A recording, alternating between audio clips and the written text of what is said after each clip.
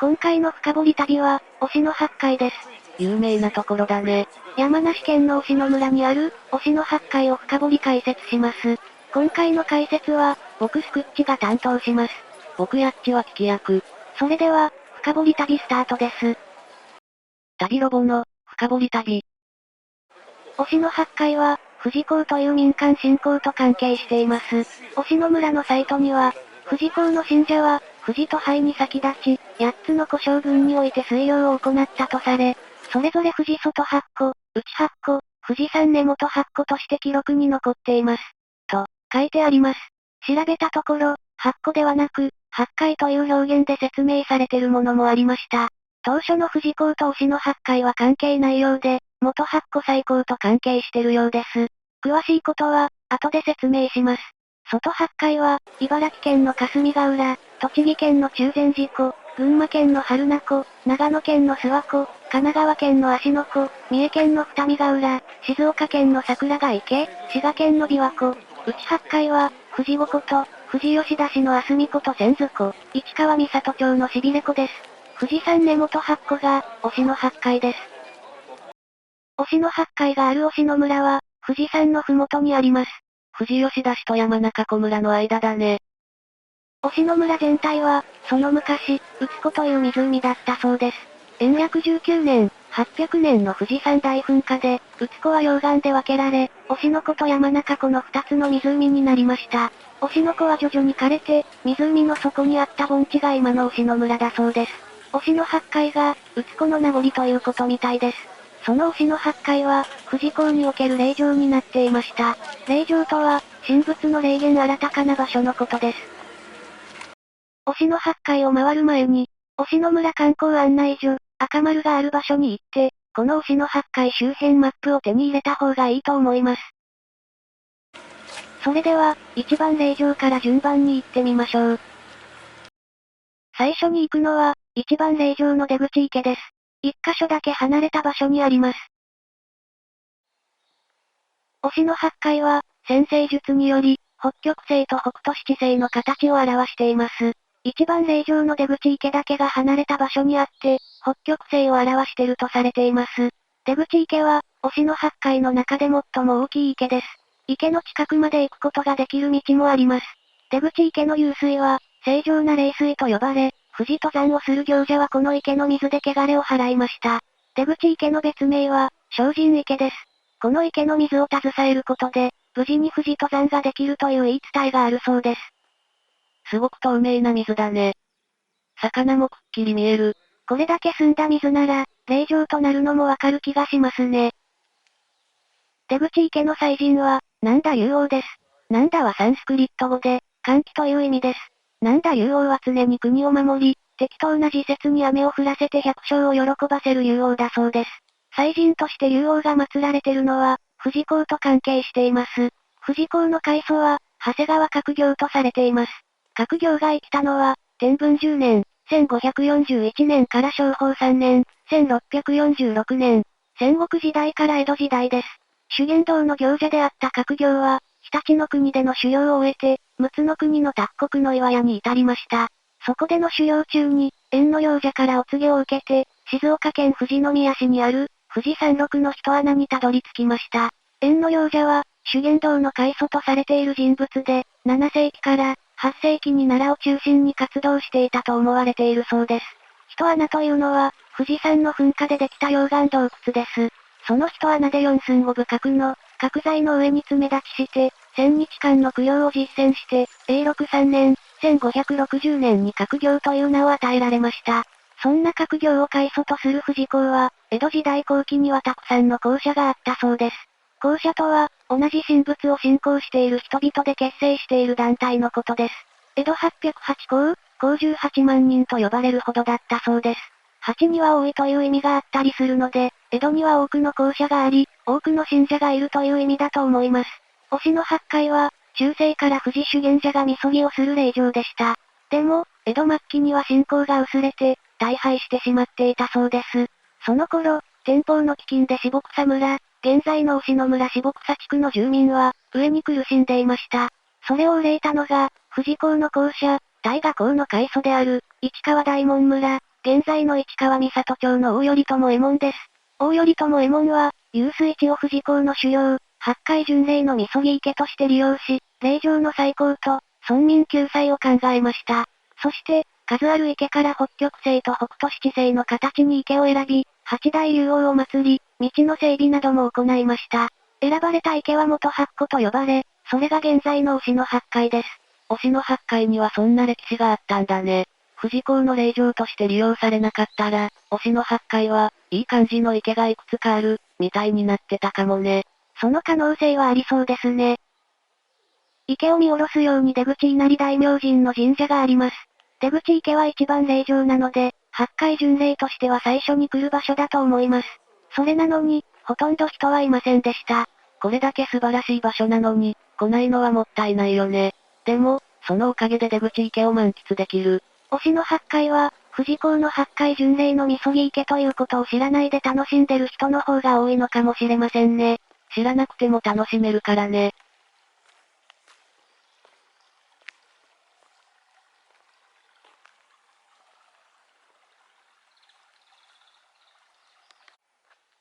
出口池の看板の横に、遊水入り口と書いてあります。出口池の水が湧き出てる場所があるようです。勝手に入っていいのか心配になる雰囲気ですが、多分、大丈夫なんだと思います。奥にある車庫のような建物は、民宿小福総さんの馬小屋でした。いつまで使われてたかわからないけど、そんなに古い感じはしない建物だよね。意外と最近まで馬がいたのかもしれませんね。知ってる人がいたら、コメントで教えてください。馬がいるね。馬小屋から出されてて、かわいそう。その馬の正面くらいに、遊水入り口と書いてあります。この階段を降りれば、水が湧いてる場所に行けるようです。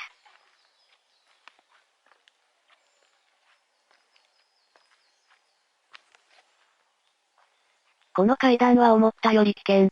小さい子供とか、高齢の方とか、足腰に自信がない人とかはやめた方が良さそう。あと、動画を撮りながら降りるのは絶対にやめた方がいい。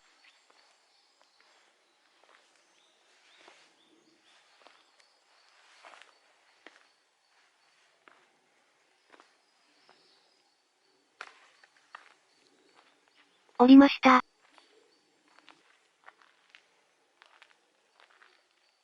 あの辺が水が湧いて出てきてる場所でしょうか？そんな感じがするね。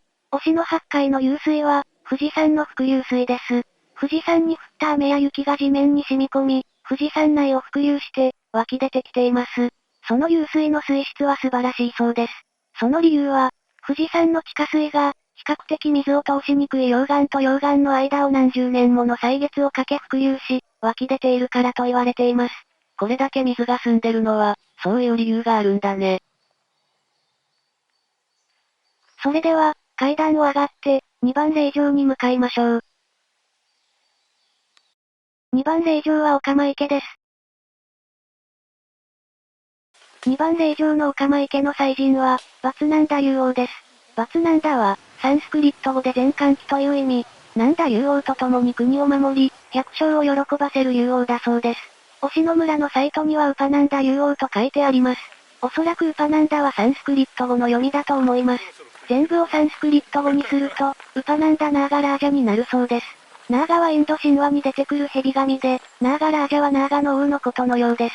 インドの神様を祀ったの？八大竜王は法華経に出てくるらしく、仏法を守護してるようです。2番霊場、オカマ池に着きました。出口池に比べると、かなり小さい池。出口池は一番大きい池で、オカマ池は一番小さい池です。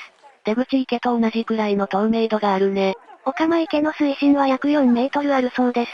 府中に熱湯が沸騰するように湧水する形状が、名前の由来みたいです。オカマ池には伝説があります。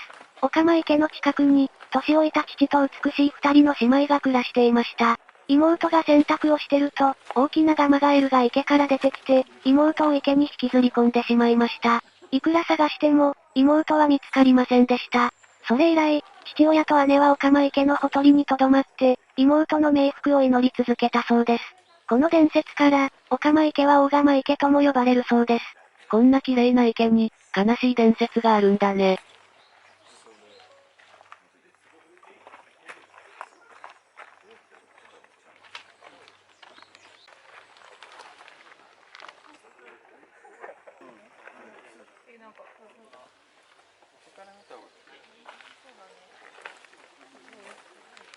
推しの8回を8回巡礼の順番に回ろうとすると、行ったり来たりすることになるので、少し面倒です。なぜそうなってるのかはわかりませんが、4番霊場を通り過ぎて、3番霊場に向かいます。流れてる川の水も綺麗だね。次は、3番霊場の底なし池です。底なし池は、半の木林資料館の中にあるので、入場料が必要です。令和6年、2024年6月時点で、中学生以上の大人300円、小学生以下の子供150円、1歳以上から幼稚園児の幼児100円です。中に入ると、すぐに池がありますが、これは底なし池ではありません。展望台もあって、富士山も見えるので、ここだけでも満足できそうな気がします。晴れてて、富士山が見える日に来るのがいいね。奥に行くと、3番霊場の底なし池があります。底なし池の祭神は、シャガラ竜王です。シャガラとは、サンスクリット語で、海という意味。小雨法の本尊として、多くの人々の信仰を集めてきたそうです。小雨法は、日照りの時に初代竜王を勘定して、幸運を祈る密教の方法だそうです。この底なし池が、推しの8回の中では一番昔の風景を保ってるみたいです。この池にも伝説があります。昔から、洗い物をしてる時に誤って道具や野菜を手から離すと、渦に巻き込まれて消えてなくなってしまうと言われています。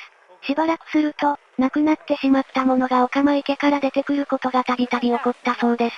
この池で洗い物をすると、神様の怒りを買うことになると、村人たちの間で語り継がれてきました。その話が事実なら、底なし池とオカマ池は地下で繋がってるのかな？そう言われてるようです。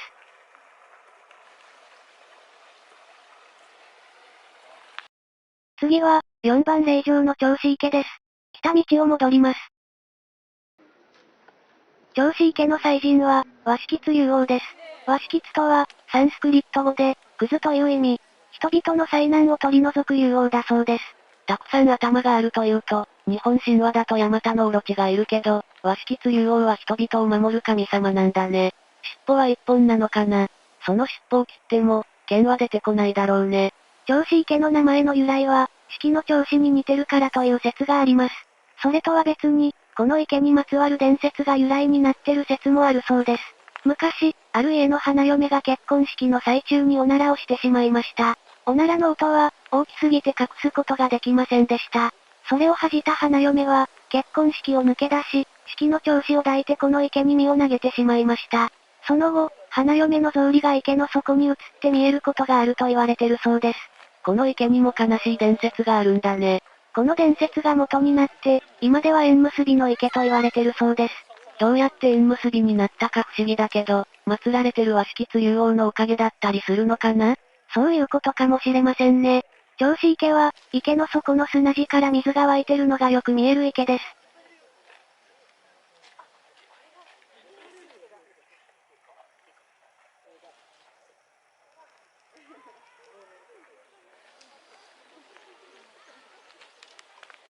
次は、5番霊場の湧く池です。推しの8回を代表する池です。5番霊場の湧く池に祀られてるのは、徳釈迦竜王です。徳釈迦とは、サンスクリット語で、死読と可能損害者という意味だそうです。それぞれの言葉の意味はよくわかりませんが、この竜王が怒って凝視すると、凝視されたものは絶命するそうです。湧く池にも伝説があるの？もちろん、あります。昔、富士山が噴火した時、人々は焼けつくような熱で苦しみました。家などの消火や、喉の渇きのために、水を求める叫び声が響き渡りました。その時、天から、私を信じなさい。そして、永久に私を敬うならば、私がみんなに水を与えよう。という美しい声が聞こえてきました。この声の主は、この花咲くや姫の御事と言われています。その後、溶岩の隙間から水が湧き出し、この湧く池ができたそうです。この花咲くや姫は、群馬県藤岡市の名前の由来にも出てきたよね。富士山本宮浅間大社の主催神がこの花咲くや姫です。富士山と関係がある神様ということですね。次は、6番霊場の濁池です。湧池のすぐ近くにあります。濁池の祭神は、穴場だった竜王です。穴場だったは、サンスクリット語で無熱脳という意味。無熱脳の意味がよくわからないのが残念です。この竜王は馬型の竜王で、雪山の頂の池に住み、4大河を分出して、大地に恵みをもたらすそうです。この池にも伝説があります。濁池は、もともと澄んだ池で、村人たちの飲み水として使われていました。ある日、みすぼらしい行者がやってきて、一杯の飲み水を求めました。この池の地主のおばあさんがそれを断ると、急に池の水が濁ってしまったそうです。でも、その濁った水を器に汲み取ると、なぜか澄んだ水に変わったと言われています。不思議な伝説だね。ちょっと気になることがあるんだけど、こんなに澄んだ水なのに、濁り池なの？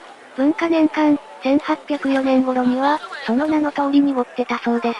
推しの八海が八海巡礼として使われるようになったのが江戸末期。江戸時代が慶応4年、1868年までと言われてるので、元八古最高より前から濁り池と呼ばれてたんでしょうね。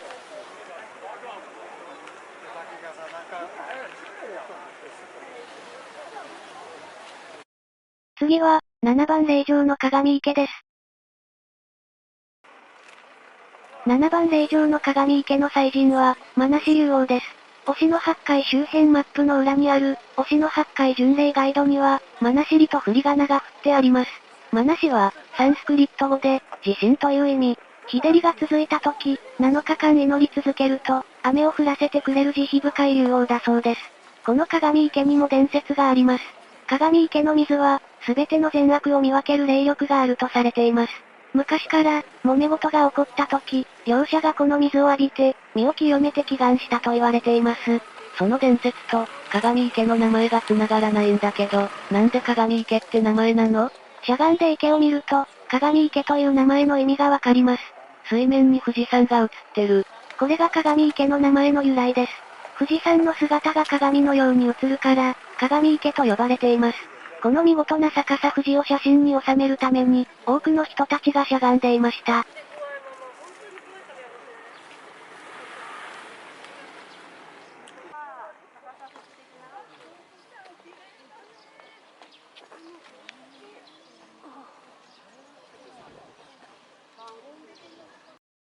最後は、8番霊場の勝負池です。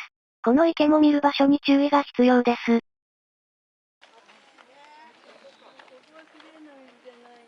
今までの池と違って、ちょっと濁ってるね。これは違う池なのかな？でも、勝負みたいなのもあるし、どうなんだろう？ここは、多くの人があれとなる場所かもしれません。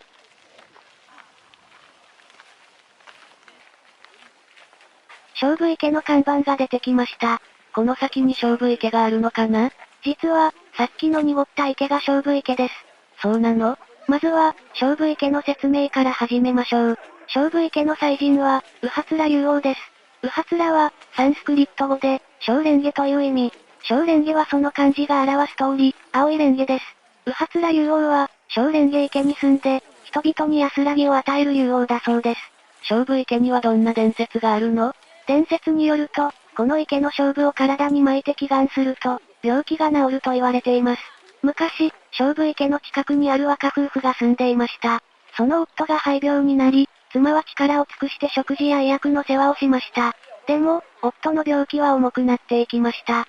そこで、妻は神仏に助けを求めるため、この池の水で身を清め、一心不乱に祈願しました。祈願をしてから37日目、池の勝負を取って夫の身に負けば、夫を苦しめている病魔は必ず退散する。という神様のお告げがありました。お告げの通りにすると、1ヶ月も経たずに夫は回復したそうです。勝負は、単語の節句の勝負湯に使われるから、体にいいということなのかもね。ところで、この勝負池はどこから見ればいいの？それを説明するために、勝負池に来るところに戻ります。鏡池から勝負池に向かって、木でできた通路の真正面、赤丸のあたりから見るのが正解です。それに気づいてる人はほとんどいないようでした。赤丸の位置から池を見てみます。勝負池の向こうに富士山が見える構図です。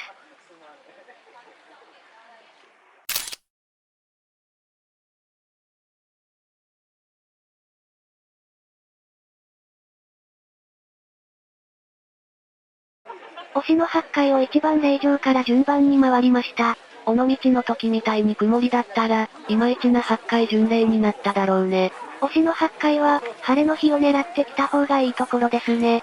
ということで、今回の推しの8回の深掘り旅はこれで終わりです。それでは、また別の地でお会いしましょう。